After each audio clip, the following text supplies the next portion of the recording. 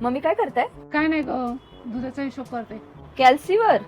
हो अगं बघ, दिवसाचे 108.50 रुपये या हिशोबाने महिन्याचे किती होतात ना ते बघते. मम्मी एवढं सोपं आहे आणि कॅल्सीवर काय करताय?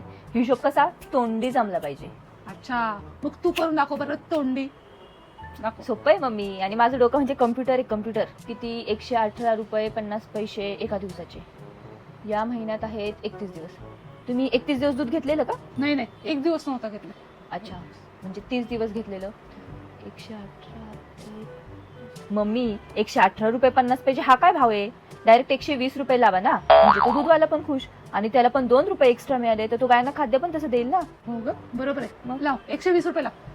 आता बघा, 120 रुपयांनी 30 दिवसांचे होतात 3600 रुपये. बघितलं किती सोपं आहे. म्हटलं होतं ना माझं डोकं कम्प्युटर आहे, कम्प्युटर. हुशार आहे मी.